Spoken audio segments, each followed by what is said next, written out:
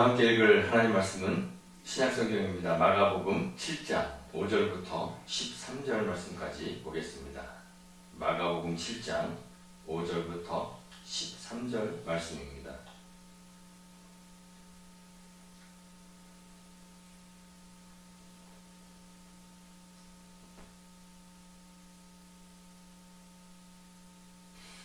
한 절씩 교독하고 마지막 13절은 우리 같이 읽겠습니다. 이에 바리새인들과 서기관들이 예수께 묻되 어찌하여 당신의 제자들은 장로들의 전통을 준행하지 아니하고 부정한 손으로 떡을 먹나이까? 이르시되 이사야가 너희 외식하는 자에 대하여 잘 예언하였도다. 기록하였으되 이 백성이 입술로는 나를 공경하되 마음은 내게서 멀도다. 사람의 계명으로 교훈을 삼아 가르치니 나를 헛되이 경배하는도다 하였느니라. 너희가 하나님의 계명은 버리고 사람의 전통을 지키느니라.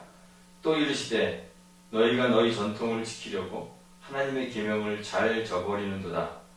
모세는 내 부모를 공경하라 하고 또 아버지나 어머니를 모욕하는 자는 죽임을 당하리라 하였거늘 너희는 이르되 사람이 아버지에게나 어머니에게나 말하기를 내가 드려 유익하게 할 것이 고르반 곧 하나님께 드림이 되었다고 하기만 하면 그만이라 하고 자기 아버지나 어머니에게 다시 아무것도 하여 드리기를 허락하지 아니하여 너희가 전한 전통으로 하나님의 말씀을 폐하며 또 이 같은 일을 많이 행하느니라 하시고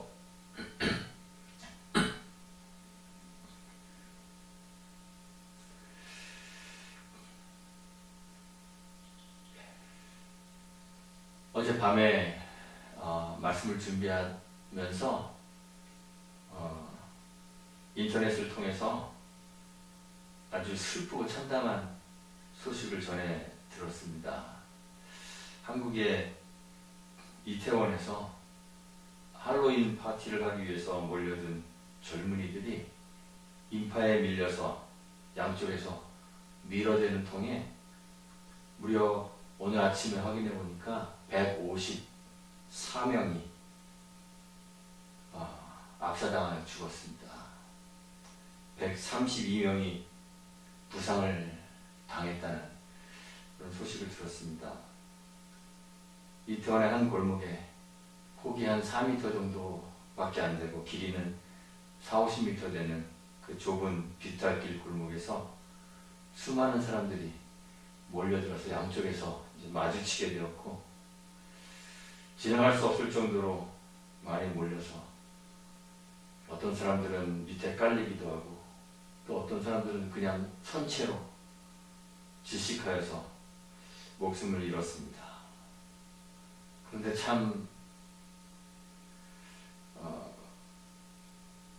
황당하고 또 경악을 금할 수 없었던 것은 사고가 발생하여 사람들의 시체가 옆에 눕혀져 있고 구조활동이 벌어지고 있는 그 순간에도 현장에 있었던 일부의 사람들은 춤을 추면서 떼창을 부르는 그러한 비상식적인 추태를 부렸다는 것입니다. 이 비극적 사고가 터져서 길에 150여 개의 시체가 늘어져 있는데도 인근의 술집에는 여전히 사람들이 붐비고 있었다는 그러한 외신이 있습니다. 전 세계 언론들이 이 사고 소식을 자국에 전달하고 있습니다. 세계 여러 나라의 정상들이 이 참사에 대해서 애도를 표하고 있습니다. 네티즌들도 소셜미디어를 통해서 애도를 표하고 있죠. 그런데 일각에서는 이 얼토당토 않고 황당한 이 사고를 조롱하기도 합니다. 어떤 미국인이 자기의 그 소셜미디어 계정에 이렇게 썼습니다. 왜 한국인들은 남의 문화에 목숨을 거는 것일까? 정말 저도 의아한 일입니다. 할로윈의 기원은 고대 켈트족의 소우윈이라는 주술적인 축제에서 비롯된 것이다. 이렇게들 생각합니다. 켈트족, 셀틱이라고도 하죠. 켈트족 사람들은 1년이 겨울부터 시작된다고 그렇게 생각했습니다. 그리고 그 11월 어간이 겨울이 시작되는 그러한 시기라고 그렇게 여겼습니다. 한 해가 끝나고 다시 새해가 시작되는 그날 밤에 우리가 살고 있는 이 이승과 죽은 자들의 세상의 경계가 희미해져서 죽은 자들, 저승의 귀신들이 현실 세계로 넘어올 수 있다고 그렇게 믿었습니다. 그래서 이승으로 찾아오는 그 귀신들에게서 당하는 재앙을 피하기 위하여 여러 가지 이제 주술적 그러한 행위들을 하는 것이죠. 후에 로마 교황이었던 그레고리 3세가 11월 1일을 성인들을 기념하는 날로 그렇게 지정했습니다.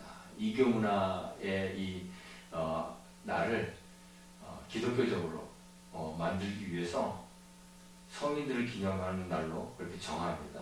그래서 모든 성인들을 기념하는 날이기 때문에 All Hallows Day 이렇게 이름을 붙였습니다. 그리고 그 전날인 10월 31일이 All Hallows Day Eve잖아요. 그래서 그런 뜻을 가진 할로윈이라는 단어로 그날을 부르게 된 거죠.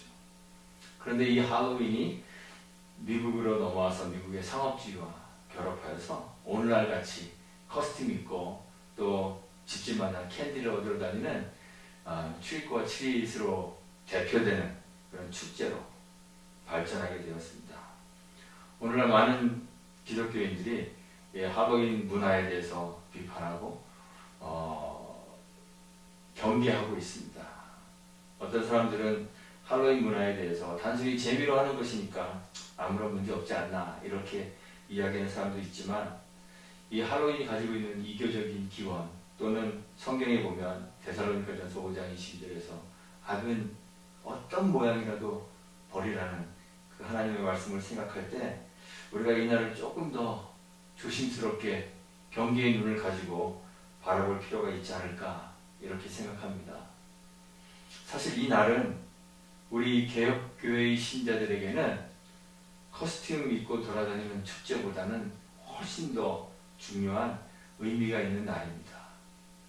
바로 우리 개신교회가 시작되게 되는 종교개혁의 도화선에 불이 붙은 날이 바로 10월 31일이기 때문에 그렇습니다.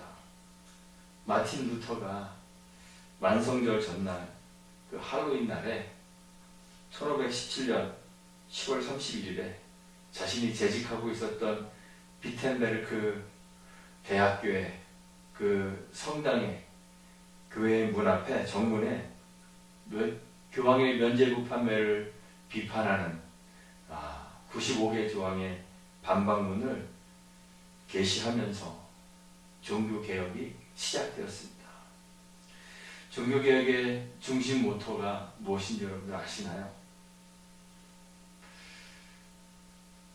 소라 스크립투라, 오직 성경으로 라는 것이 종교개혁의 중심 모토입니다.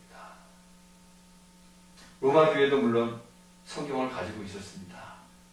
하지만 로마 교회는 성경을 교회 아래에 두고 있었습니다.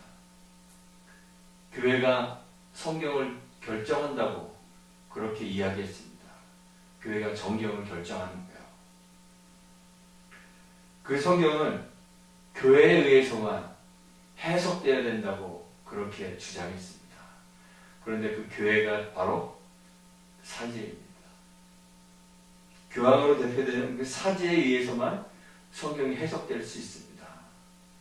그래서 그 결과 평신도들이 성경을 읽고 성경을 해석하는 일을 제한해 버렸습니다. 교황 그레고리 9세가 1229년에 툴루즈 공회에서 성경을 금서로 집어넣으라고 그렇게 명령했습니다. 그래서 성경이 읽을 수 없는 금서가 되었습니다. 평신도들은 성경을 읽을 수도 없고 해석할 수도 없고 오직 교양으로 대표되는 사제만 성경을 읽고 해석할 수 있도록 그렇게 만들었습니다.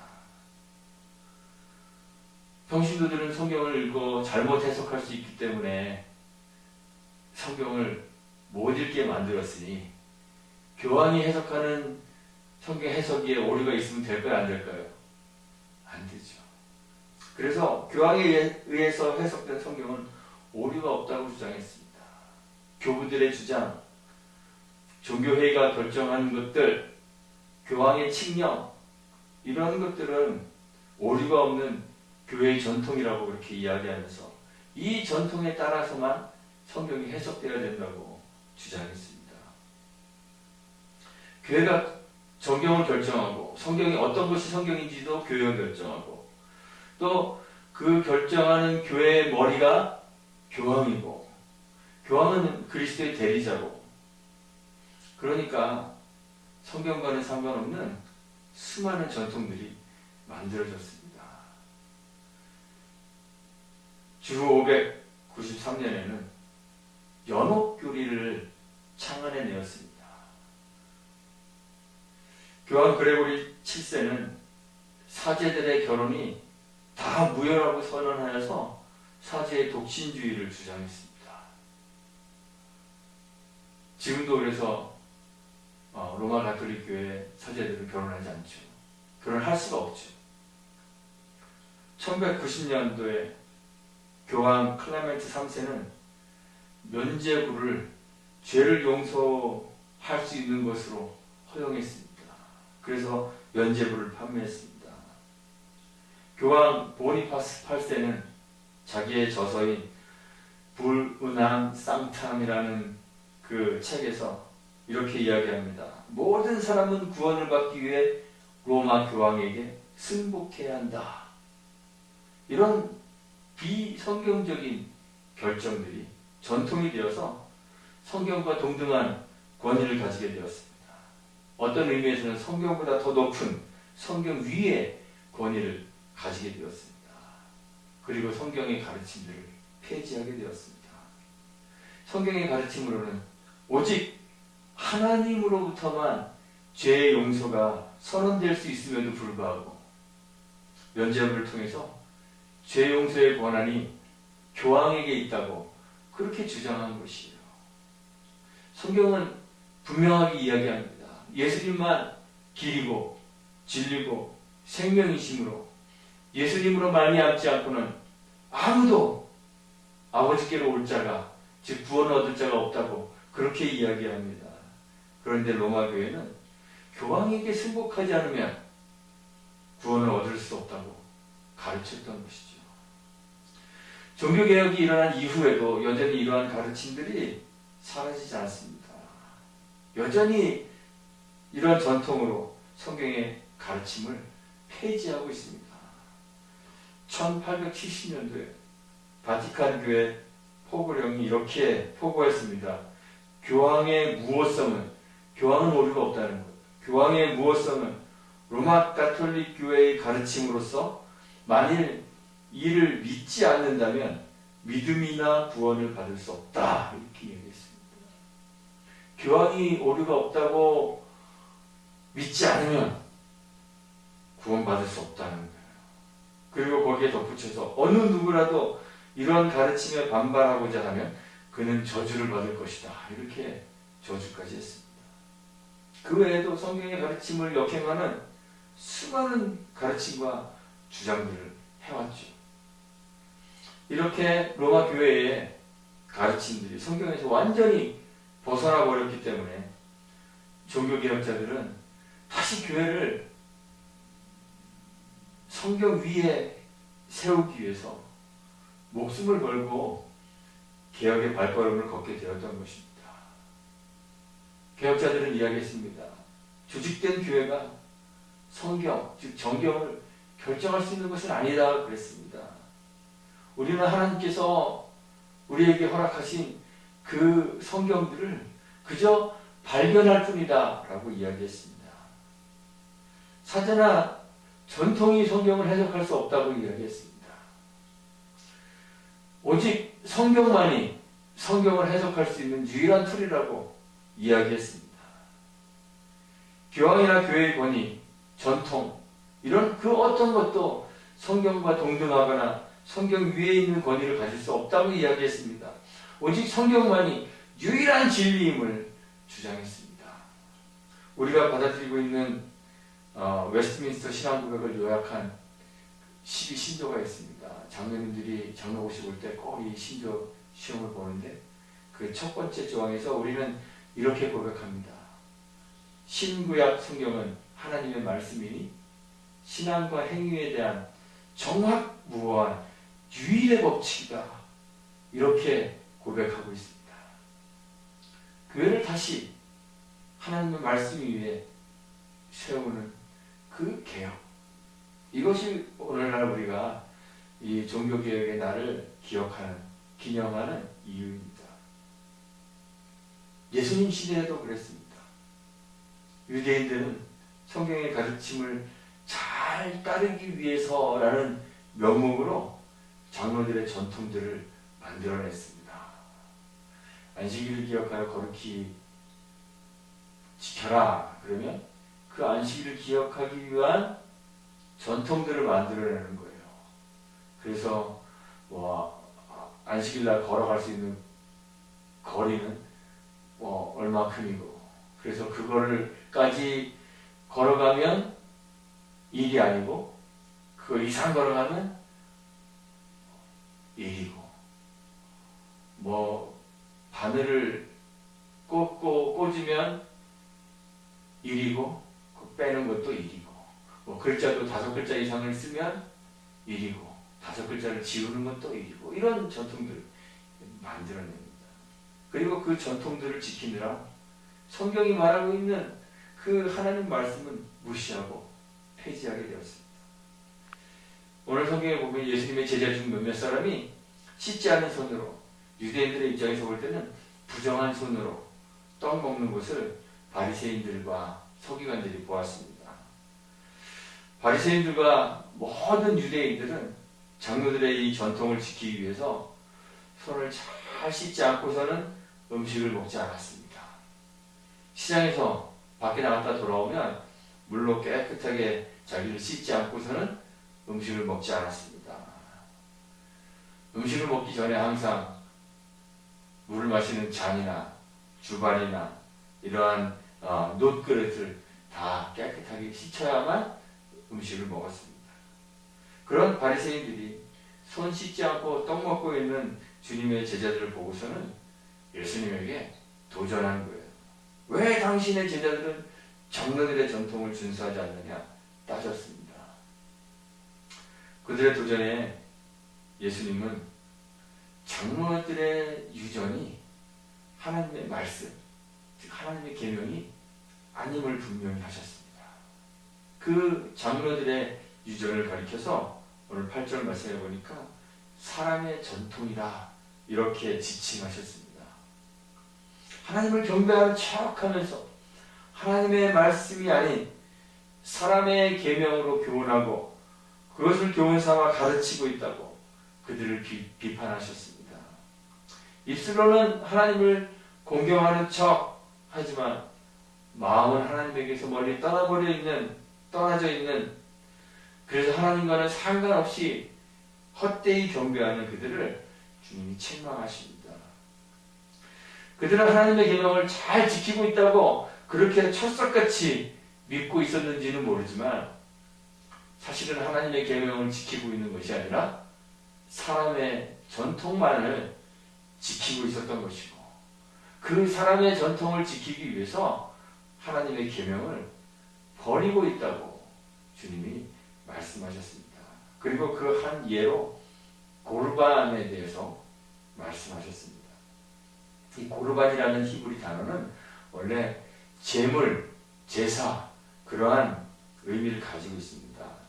그래서 구약 성경들을 보면 번제, 여러분, 태우는 번제가 원래 올라라는 히브리어인데 거기에다가 고르반을 붙이면 언제가 됩니다. 올라 고르반, 고르반 올라 이렇게 이야기가 합니다. 소재는 가루는 민하인데 거기다 고르반을 붙이면 고르반 민하, 그러면 이것이 가루로 드리는 소재가 되는 거예요. 화목제는 샬롬에서 온 샬라민인데 거기다 또 고르반을 붙이면 샬라민 고르반, 고르반 샬라민 하면 그것이 화목제가 되는 거죠. 고르반이라고 하는 것은 하나님께 드린다, 하나님께 드리는 것의 의미를 가지고 있습니다. 그래서 하나님께 드려진 그 제물에 대해서 고르반이라고 하는 거예요. 그런데 이 고르반이라는 단어가 유대 장로들의 전통에서 맹세의 일종이 되었습니다. 그렇게 사용되기 시작했습니다. 이 물건은 하나님께 드려진 것입니다 라는 그러한 선언의 문구가 이제 고르반 된 거예요. 그래서 이것은 고르반이다 그러면 이 물건은 하나님께 드려진 것이다, 이제 이런 의미가 되는 것이죠. 유대인들의 전통이 정한 바에 의하면 고르반이라는 것은 일종의 맹세문이기 때문에 그들이 가진 물건이 하나님께 드릴 것이라고 선언함으로써 그 물건에 대한 소유권을 다른 하나님과 자기 외에 다른 모든 것으로부터 이제 방어하는 그런 역할을 하는 것입니다. 그래서 부모를 위시한 모든 타인으로부터 그 소유권을 제한할 수가 있는 것입니다. 그런데 재미있는 것은 이 맹세가 실제로 성전에 물건을 바쳐야 한다는 강제적 규정과 연결되어 있지 않아요. 강제적 규정이 없어요. 그러니까 고르반 이렇게 얘기해놓고 일부만 헌납하거나 아예 헌납하지 않고 자기 자신을 위해 사용해도 무방하다는 거예요. 유대인들이 이 고르반이라는 하나님 섬기는 유대인의 전통을 악용했습니다. 부모를 섬겨야 할 상황이 되어질 때도 부모뿐만 아니라 다른 누군가가 우리에게 도움을 요청할 때에도 도와주고 싶지 않으면 이 물건은 고르반입니다, 하나님께 드림이 되었습니다, 이렇게 선언해버리고 아무것도 도와주지 않는 거죠. 심지어는 자기 부모님에게 드리면 유익할 것들에 대해서도 고르반, 하나님께 드림이 되었다고 선언해버리고 부모에게는 아무것도 해주지 않는, 장로들의 유전이 부모를 공경하라는 하나님의 계명을 어기고 자신의 수중에 충분한 재물이 있음에도 불구하고 부모를 공경하지 않는 불효를 정당화시켜주는 그런 역할을 하고 있었던 것입니다. 전통으로 하나님 말씀을, 계명을 파기해버리는 일을 서슴지 않고 저지르고 있었던 거죠. 그래서 예수님은 사람들이 만들어내는 이 전통과 유전을 지키기 위해서 정작 지켜야 할 하나님의 말씀을 폐기해버리는 이 바리새인들을 지적하셨던 거예요. 그들이 장로들의 유전을 따라서 손을 씻는 일에 집중할 것이 아니라 그들의 마음을 씻어야 함을 주님이 말씀하시는 거예요. 그들의 마음, 내면의 근본적 변화가 있어야 할 것을 주님이 말씀하고 계시는 것입니다. 주님은 우리의 속사람을 완전히 다른 존재로 만들어버리는 그러한 하나님 말씀으로 인한 개혁을 지금 요구하시고 계시는 거예요. 주님이 이 땅에서 하셨던 그 사역은 전통과 형식 위에 세워져 있었던 유대교를 허물어 버리시고 배격하시고 사람의 내면 그 존재를 변화시키는 하나님 말씀, 그리고 말씀이신 그 그리스도 자신 위에 교회를 세우는 그러한 일이었습니다. 그것이 주님의 사역이었습니다. 주님이 베드로의 고백을 들으시고 주는 그리스도시고 살아계신 하나님의 아들이십니다 라는 베드로의 고백을 들으시고 내가 이 반석 위에, 이 고백 위에 내 교회를 세우겠다 말씀하지 않으셨습니까? 요한복음 4장에 가서는 주님이 제자들에게 너희는 이미 내가 이른 말로 깨끗해졌다 말씀하시면서 우리의 속사람을 변화시키는 것이 그리스도의 말씀 또는 말씀이신 그리스도에 의해서만 가능한 것임을 주님이 이야기하셨죠. 주님의 사역은 교회를 주님의 말씀, 하나님의 말씀 위에 또는 말씀이신 그리스도 위에 세우는 것이었습니다. 그러나 오늘날 주님의 사역으로 또는 종교 개혁자들의 개혁으로 새롭게 된 이 교회를 우리가 다시 사람의 전통을 지키느라 하나님 말씀을 버리는 그런 잘못된 종교로 전락시켜버리고 말았습니다. 그 잘못을 우리가 지금 반복하고 있습니다. 하나님의 말씀인 성경은 오직 성경으로만 해석해야 하는데 인간의 오염된 이성, 지성, 지식, 상식, 윤리, 도덕 이러한 것들을 성경 해석의 툴로 사용합니다. 오늘날 신학자들이 성경을 새로 쓰고 있습니다. 사람들이 알고 있는 상식이나 이성, 논리적 사고, 알량한 과학적 지식 이런 본주에서 벗어난 하나님의 말씀들을 사람들이 읽으면서 이것은 허구다, 신화다 이렇게 치부해버립니다. 자기들이 이해할 수 없는 것들, 상식적으로 납득할 수 없는 것들은 받아들이지 않습니다. 상식이, 과학이, 세상의 윤리가, 도덕이 성경을 해석하는 기준이 되어버려서 성경의 권위 위에 자리하게 되었습니다.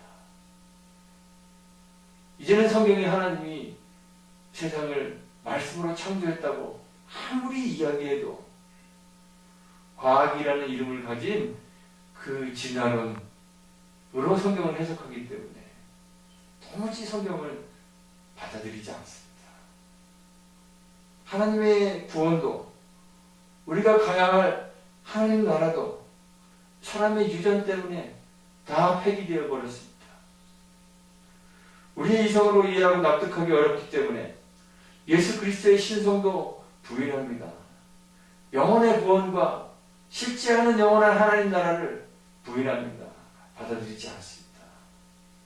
하나님의 절대 주권의 반기를 들고 인간의 자유의지를 주장합니다. 예수님께서 친히 말씀하시기를 요한복음 14장 6절에서 내가 곧 길이요 진리요 생명이니 나로 말미암지 않고는 아버지께로 올 자가 없다 말씀하셨는데 오늘날의 종교다원주의, 에큐메니컬 무브먼트 이런 것들의 영향을 받아서 교회들마저도 다른 종교와 손을 잡고 구원에는 여러 가지 목적지가 있다고 주장하기도 하고 또 그 목적지에 이르기 위해 길이 다양하다고 그렇게도 이야기합니다. 현대의 사고방식으로 성경을 이해한다고 주장하면서 성경이 죄라고 하는 것들이 다 죄가 아니라고 그렇게 주장합니다. 한 예로 오늘날 많은 교회들이 동성애를 허용합니다. 동성애 목사들을 안수합니다. 인권, 자유, 평등 같은 가치를 들먹이면서 그런 세속적 가치와 이해를 가지고 하나님의 말씀인 성경을 자기 마음대로 해석하고 이해해버렸습니다. 그래서 성경을 새로 쓰고 있습니다. 세상의 유전을 지키기 위해 하나님의 말씀인 진리를, 성경을 폐기해버렸습니다.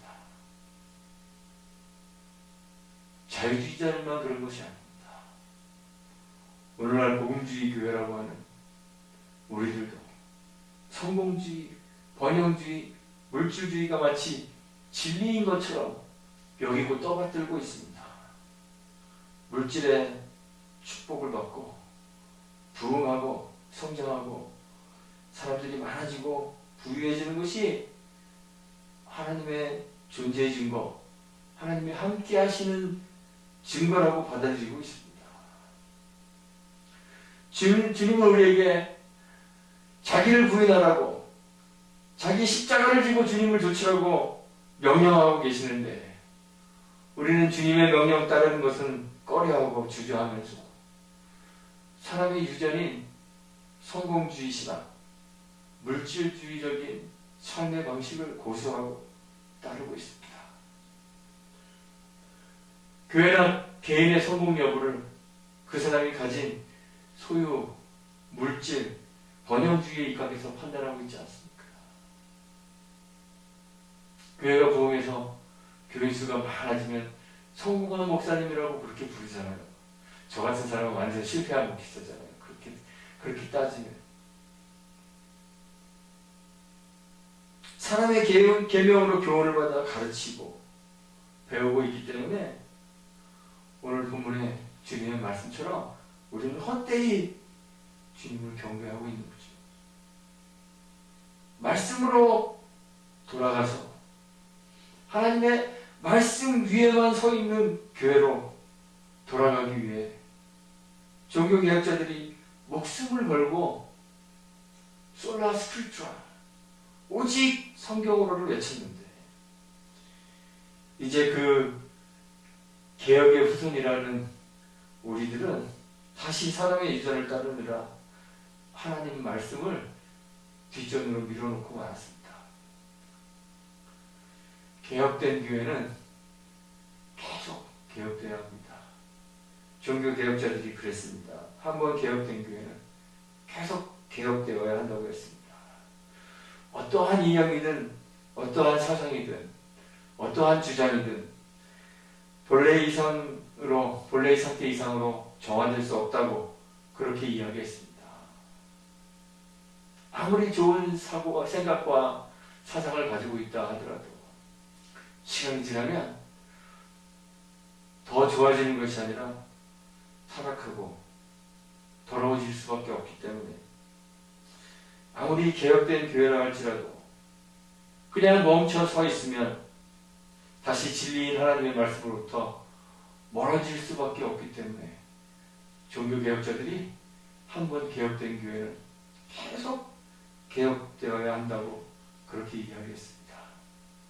우리도 그냥 멈춰 서 있으면 개혁된 교회다, 개혁주의 교회다 타이틀을 가지고 그냥 멈춰 서 있으면 하나님 말씀에서 점점 멀어지고 사람의 비전을 좇을 수밖에 없는 그러한 존재입니다.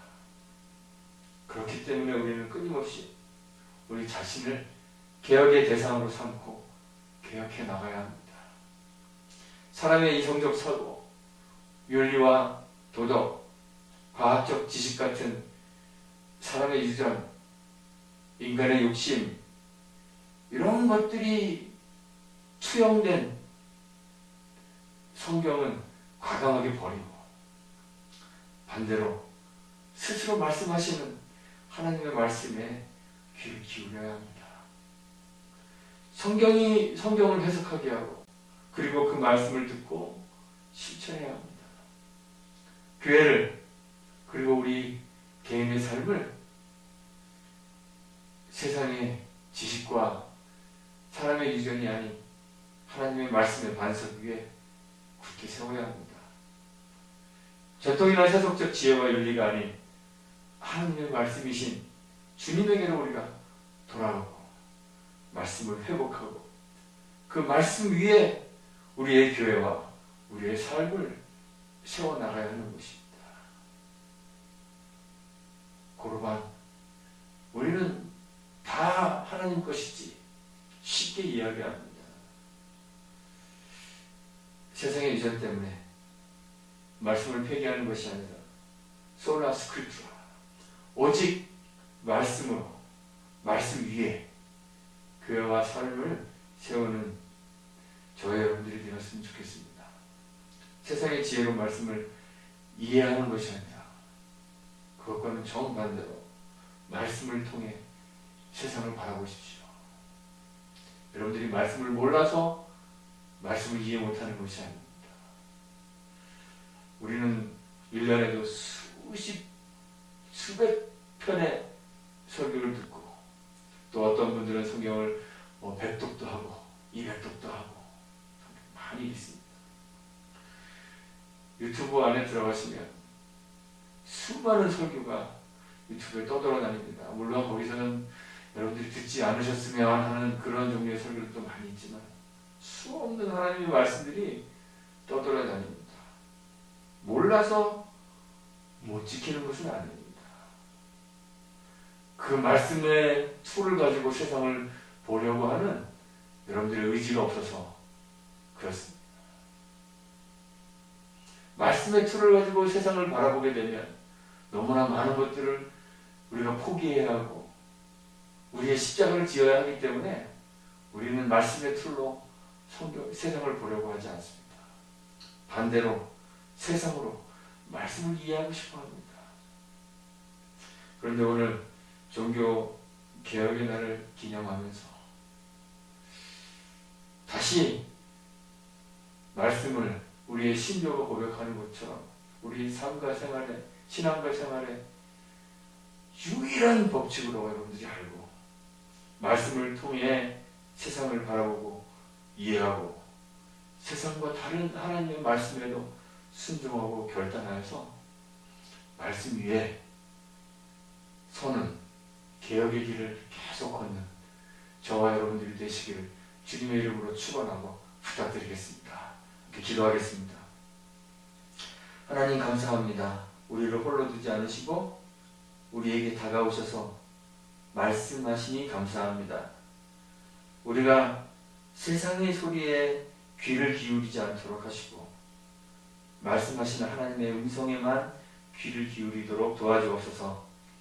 하나님의 말씀을 대할 때마다 세상의 지혜, 우리의 욕망이나 욕심을 가지고 말씀을 대하지 않도록 지혜 주시고 하나님의 말씀으로 말씀을 해석하고 이해하도록 도와주셔서 끊임없이 말씀을 통해 자기를 개혁해가는 사람들이 되도록 지혜와 능력 허락해 주옵소서. 우리 교회와 성도인 우리들이 오직 하나님의 말씀 위에 세워지는 사람들이 되도록 함께 해주시기를 바라며 예수님의 이름으로 기도합니다. 아멘.